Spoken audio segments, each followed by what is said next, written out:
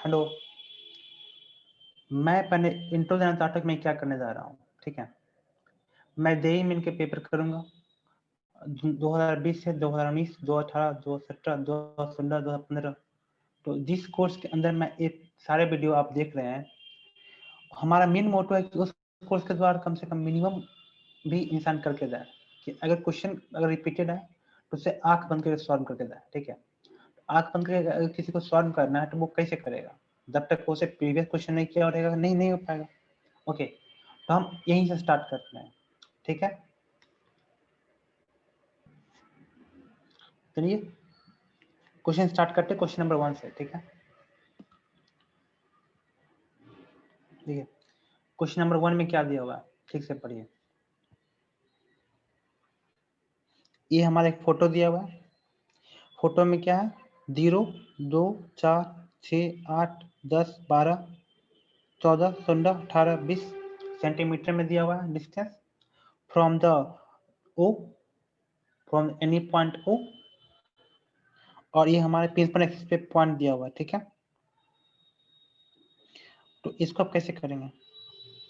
देखिए पढ़िए, a spherical mirror is obtained as shown in the figure from the hollow glass sphere. If an object is positioned in front of the mirror, what will be the nature and magnification of the image of the object? Figure shown as a schematic and not on the scale. Okay, ये जो figure दिया हुआ वो एक scheme के द्वारा दिया हुआ, एक स्क्रीन पे नहीं दिया हुआ। ठीक है, लेकिन हमें एक डिस्टेंस दिया हुआ है और एक दो ग्लास पेयर है, और ग्लास पेयर का हम ऑब्जेक्ट का डिस्टेंस लिखा हुआ है, तो हमें इसका मैग्निफिकेशन क्या होगा और नेचर ऑफ इमेज क्या होगा। ओके, तो आपको पहले बता देते हैं, अगर लाइट एक्चुअली कट करेगा, लाइट तो एक्चुअली कट करता है तो वो रियल इमेज बनता है, और अगर लाइट एक्चुअली कट नहीं करेगा तो वो वर्चुअल इमेज बनता है। अगर जो है इमेज का नेचर मतलब ऑब्जेक्ट और इमेज प्रिंसिपल एक्सिस के सेम साइड में बनता है, ऊपर ही बनेगा, तब वो हमारा होगा इरेक्ट इमेज, और अगर वो नीचे बनता है तो वो होता है वर्चुअल इमेज। और अगर हमारा मैग्निफिकेशन 1 से ज्यादा होगा तो वो मैग्नीफाई होगा, अगर 1 से कम होगा तो वो डिमिनिश होगा। ओके, ये हमारा, तो पढ़ने से निकालते हैं। तो देखो इसका जो डायमीटर दिया हुआ है, एक जो हमारा स्फीयर है, स्फीयर मतलब 2 भी है, एक ग्लास मतलब एक स्फीयर 2 भी है, तो इसका हमें डायमीटर कितना है? 16 सेंटीमीटर। तो हमारा रेडियस ऑफ कर्वेचर कितना होगा? 16 का कितना होता है? 8। ओके, तो डायमीटर हमारा दिया हुआ है 18 सेंटीमीटर, तो हमारा रेडियस ऑफ कर्वेचर कितना हो गया? 18 करते हैं 16, सॉरी, ये दिया हुआ 16 सेंटीमीटर, और रेडियस ऑफ कर्वेचर कितना होगा हमारा? 8 सेंटीमीटर। ओके, अब फोकल लेंथ क्या होता है? रेडियस ऑफ कर्वेचर का आधा, तो हमारा फोकल लेंथ कितना होगा? 4 सेंटीमीटर का।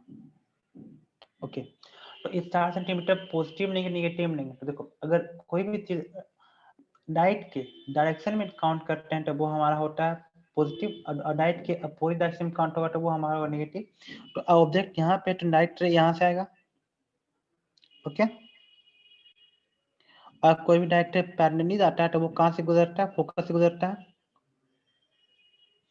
ओके, और कोई भी डायरेक्ट रे होता है जितना एंगल पे गया उतना एंगल पे लौटेगा।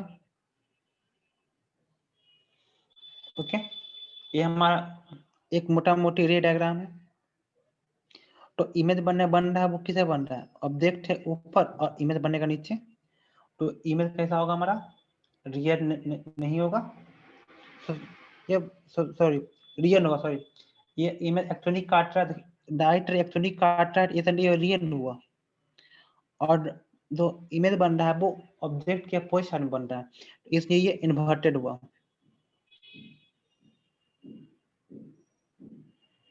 ओके, तो इसको हम जो फोटो से निकाल लेते हैं कैसा होगा। ओके, और यहाँ पे हमारा u का मान कितना दिया हुआ है? 10 सेंटीमीटर।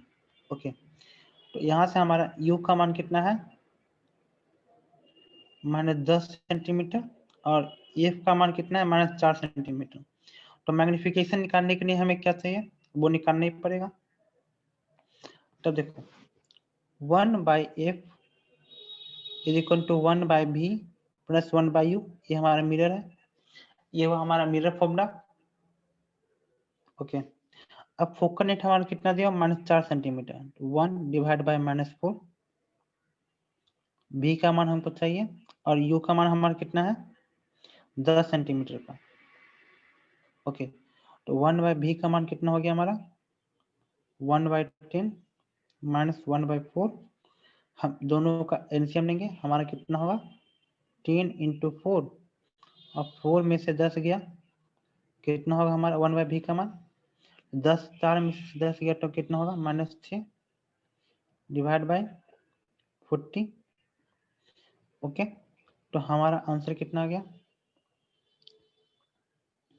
2 × 6 और 2 दूनी 4, 20/3, तो v का मान कितना हो गया हमारा -20/3। ओके, तो मैग्निफिकेशन कितना होता है हमारा -v/u।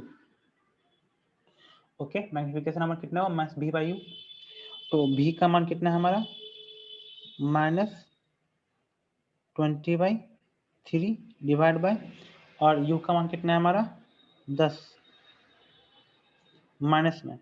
ओके, तो देखो एक नेगेटिव कट गया, और 0 से 0 कट गया, तो हमारा कितना हुआ -2/3, तो मैग्निफिकेशन हुआ -2/3, तो -2/3 मतलब 1 से कम है 0.66, तो ये क्या होगा अनमैग्नीफाई होगा, जो इमेज बनेगा वो कैसा बनेगा अनमैग्नीफाई। अब ऑप्शन को चूज करो, मैग्नीफाई का जितना भी ऑप्शन है वो पहले हटा दो। अब देखो रियल इमेज हमारा बन रहा है और इन्वर्टेड बन रहा है और अनमैग्नीफाई, ऑप्शन नंबर 4। ओके, वोट ही दिए।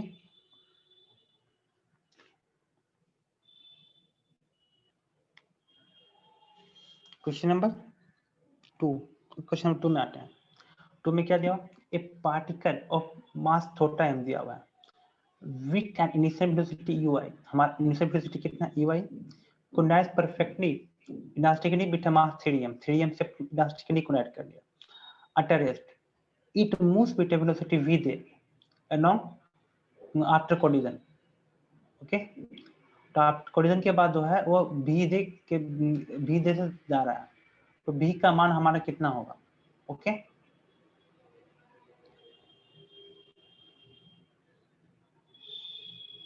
तो देखो इसको समझते हैं बाय द फिगर। देखो एक हमारा जो मास है जिसका मान कितना है 3m है, ठीक है, ये हमारा रेस्ट पे है, और एक ऑब्जेक्ट है जिसका मास m है, उसका वेलोसिटी कितना है हमारा ui है। अब दोनों एक दूसरे से कोलाइड कर गया, ठीक है, तो जब दोनों एक दूसरे से कोलाइड कर गया तो हमारा मान कितना हुआ, तो एक छोटा m है वो कोलाइड किया 3m से, तो ये हुआ हमारा बिफोर कोलिजन की स्टोरी।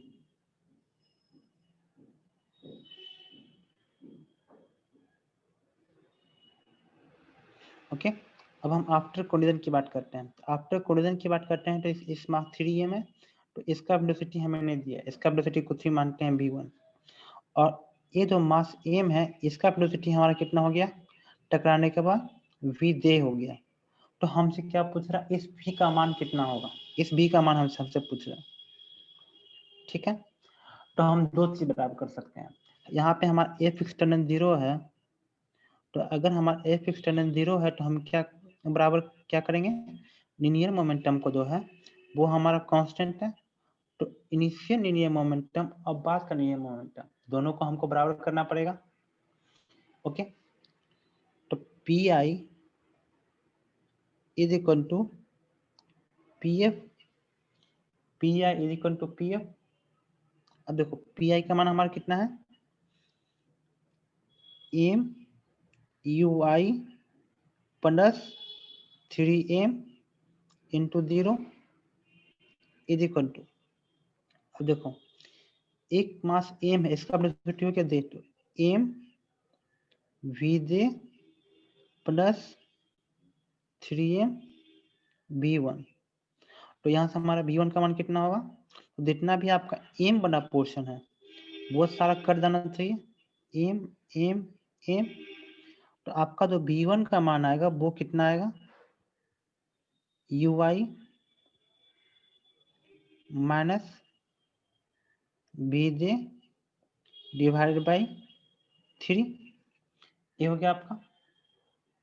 ओके, तो हमसे पूछा इस v का मान कितना हो, तो एक बार हमने क्या किया, लीनियर मोमेंटम को कांस्टेंट कर दिया। अब उसके बाद हम क्या कर सकते हैं, एक काइनेटिक एनर्जी है वो हम बराबर कर सकते हैं। ओके, काइनेटिक एनर्जी बराबर करने की हमारे पास क्षमता है। तो काइनेटिक एनर्जी को बराबर करने के लिए हमें क्या करना पड़ेगा, शुरू का काइनेटिक एनर्जी और बाद का काइनेटिक एनर्जी को बराबर करते हैं। ठीक है, तो देखो, तो शुरू का काइनेटिक एनर्जी कितना होगा, काइनेटिक एनर्जी इनिशियल और काइनेटिक एनर्जी बाद का, दोनों को बराबर करते हैं, क्योंकि यहाँ पे पोटेंशियल एनर्जी की चर्चा तो होगी नहीं, क्योंकि यहाँ पे कोई भी हमारा पोजीशन से रिलेटेड कोई भी डिस्टेंस नहीं है। ओके, तो हम क्या करते हैं यहाँ पे,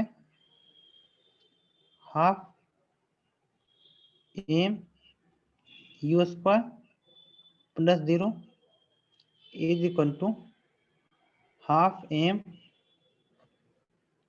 B square plus half 3m v1 का स्क्वायर। ओके, तो यहाँ से 1/2 कॉमन, एम कॉमन। ओके, तो यहाँ से हमारा जो v1 का मान आएगा वो कितना आएगा, यहाँ से हमारा v1 का मान कितना आएगा, v1 square 3v1 square equal to you square minus B square. Okay, तो यहाँ से हमारा v1 का मान कितना आएगा, U square minus B square divide by 3 इसका रूट, ये हो गया आपका v1 का मान। ओके,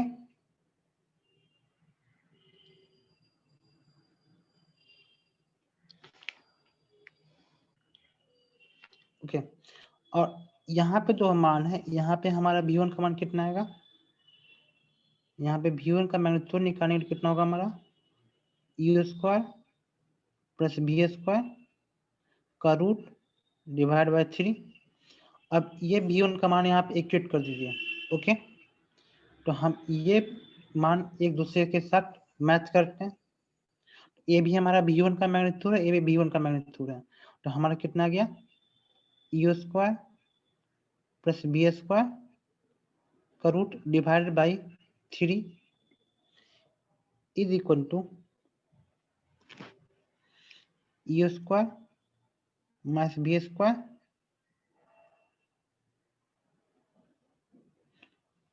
डिवाइड बाय 3 अंदर में।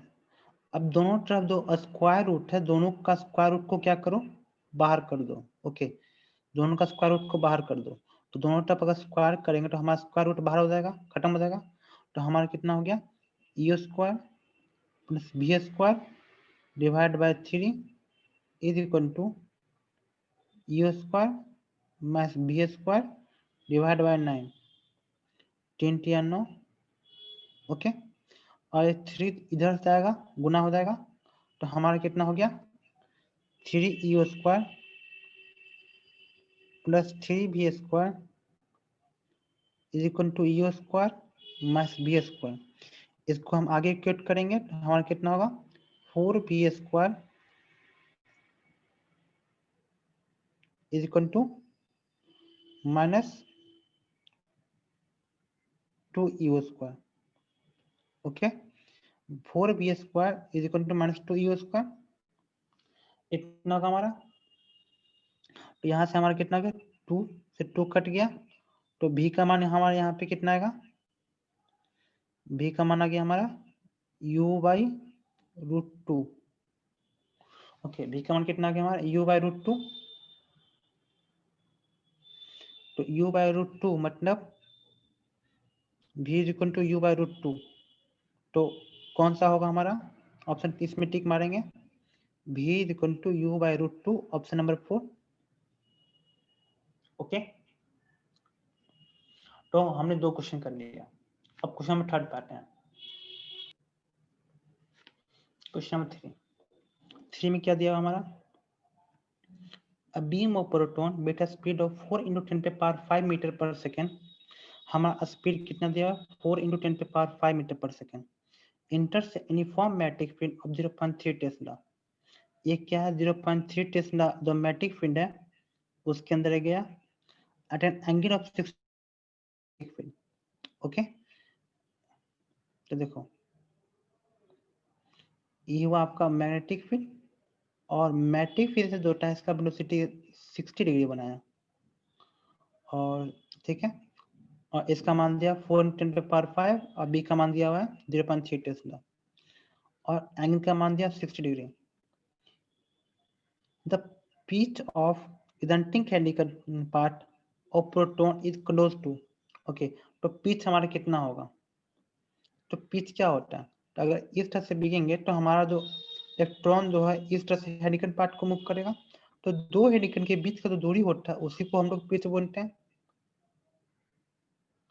ओके, तो ये हमारा पिच का मान कितना होगा, तो देखो ये हुआ हमारा कौन सा v, तो देखो एक्स एक्सिस के टर्म वेलोसिटी का मान कितना होगा v cos थीटा, और इसके जो परपेंडिकुलर वेलोसिटी होगा वो हमारा होगा v sin थीटा। और जब हम एक्स एक्सिस में बात करते हैं तो एक्स एक्सिस में हमारा क्या लिखेंगे, डिस्टेंस का मान कितना होगा हमारा u v cos theta into T, और यहाँ से यहाँ ले जाने में इसको एक टाइम पीरियड लगेगा, और ये जो टाइम पीरियड का मान होता है वो हमारा कितना होता है 2πr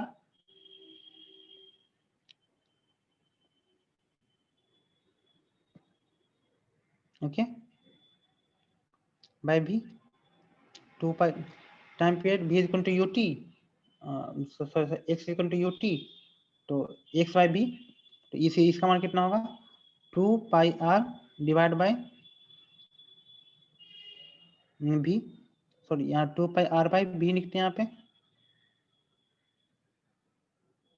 ओके, और ये v का मान कितना होता है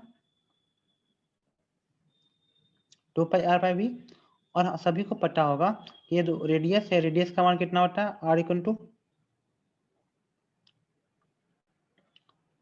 टू होता है mv बाई क्यूबी, ये पूरा पता होगा। मैग्नेटिक फील्ड में जो रेडियस होता है उसका मान कितना होता है mv बाई क्यूबी, और जो टाइम पीरियड का मान हमारा कितना है 2πr बाई v, तो इसका मान हम यहाँ पुट करेंगे तो हमारा मान कितना होगा 2π mv बाई क्यूबी, और यहाँ पे v, तो हमारा यहाँ से क्या हो गया v से v कट गया, तो हमारा टाइम पीरियड का मान कितना हो गया 2π m डिवाइड बाई क्यूबी। तो यहाँ पे जो टाइम पीरियड का मान रखेंगे हम कौन सा रखेंगे v cos थीटा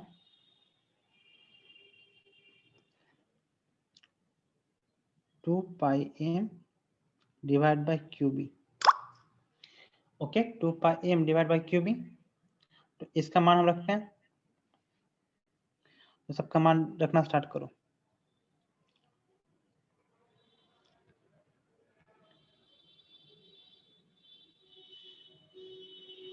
ओके, तो ये हमारा प्रोटॉन है, तो हमारा जो पिच का मान होगा वो कितना होगा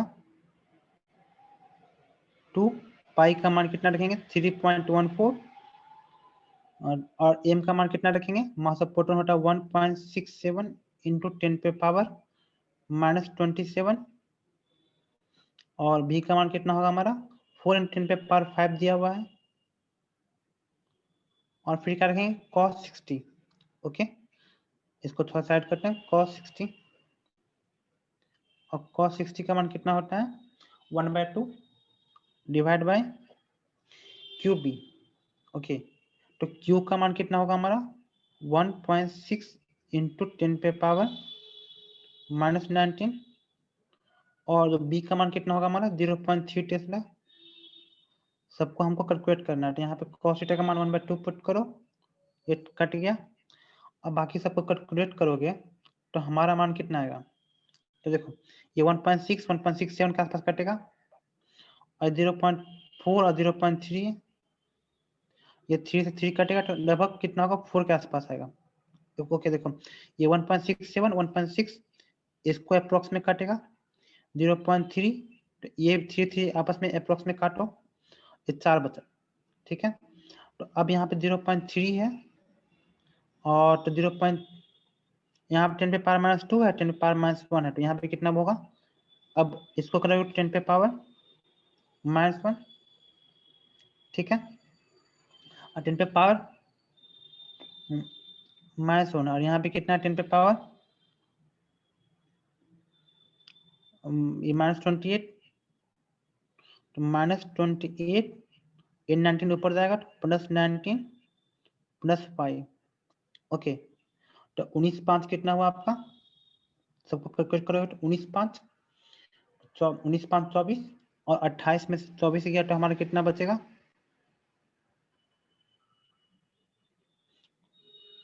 8 में से 4 गया 4, तो 10 पे पावर -4, ओके। और कुछ है क्या इसमें?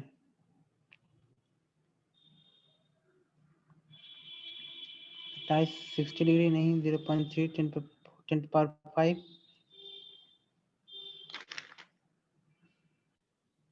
सॉरी यहाँ पे मैंने 28 किया, यहाँ पे 27 है ना, 27, रुको हाँ, 10 पे पावर माइनस, ये 10 पे पावर -1 था, ये यहाँ इसको काटेंगे ऊपर, 10 पे पावर -1 ऊपर में आएगा 0. सॉरी ये तो 0.30 है ना, इसको तो ऐसे भी ये 1/10 नीचे आएगा ही, ओके। एक में सॉरी हाँ देखो नीचे में कितना हुआ 0.34 0.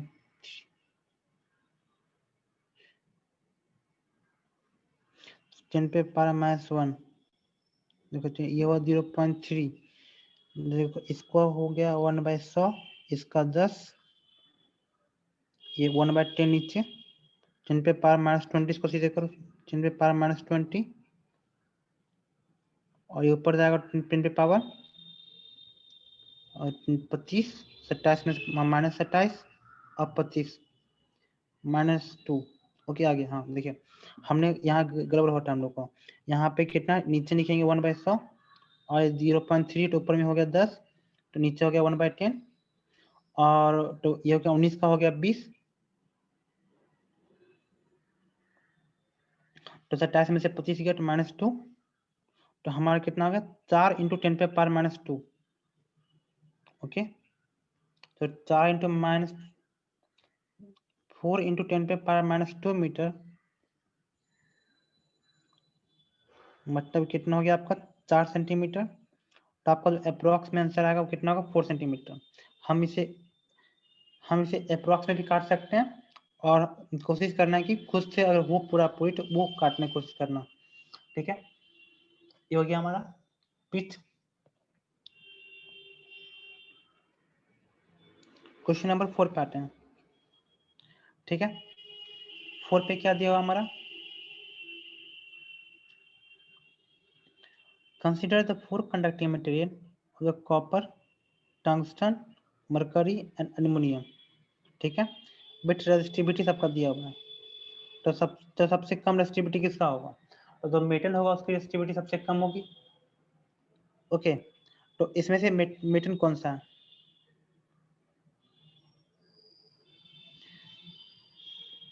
कॉपर कॉपर कॉपर, तो कॉपर की जो रेजिस्टिविटी होगी सबसे कम होगी, ओके। तो 2 ऑप्शन गया, कॉपर गया, 4,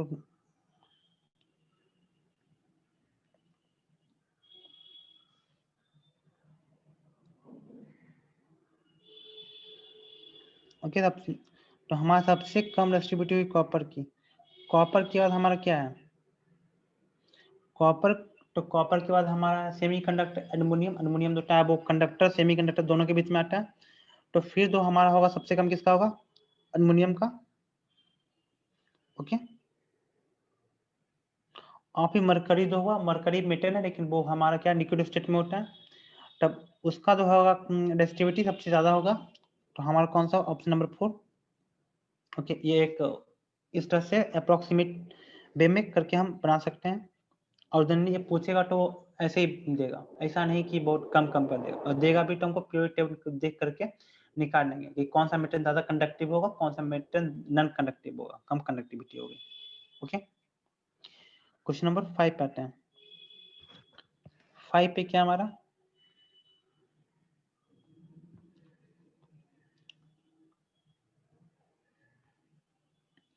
magnetic material used for making permanent magnet P and the magnet in a transformer T। Okay, magnetic material है जो कि इसका यूज करते हैं हम लोग परमानेंट मैग्नेट बनाने में। ओके, और magnet in the transformer have different property of the following, which of the property best matches for the type of magnet required। Okay, तो परमानेंट मैग्नेट चाहिए, तो परमानेंट मैग्नेट के लिए क्या चाहिए, हमारी जो रिटेंटिविटी होगी, तो अगर वो मैग्नेटिक फील्ड को जितना ज़्यादा रिटेन कर पाएगा उतना अच्छा वो मैग्नेट होगा। ओके, तो और गुड मैग्नेट के लिए क्या चाहिए, गुड मैग्नेटिक हमारी जो होती है इसकी रिटेंटिविटी ऑफ द मैग्नेट होना चाहिए, वो हमारा अच्छा होना चाहिए। तो क्या होनी चाहिए, लार्ज रिटेंटिविटी, तो स्मॉल रिटेंटिविटी को काट दो, और जिसकी करेक्टिविटी होनी चाहिए वो क्या होना चाहिए। ओके, तो परमानेंट मैग्नेट है, तो परमानेंट मैग्नेट का जो है करेक्टिविटी भी बहुत ज़्यादा होना चाहिए, क्योंकि अगर उसको तो डीमैग्नेटाइज करना होगा तो उसको डीमैग्नेटाइज भी करना बहुत मुश्किल होना चाहिए। ओके, तो इसकी करेक्टिविटी क्या होनी चाहिए, ज़्यादा होना चाहिए, लार्ज रिटेंटिविटी एंड लार्ज करेक्टिविटी, या वो परमानेंट मैग्नेट का। ओके, तो ऑप्शन नंबर 4।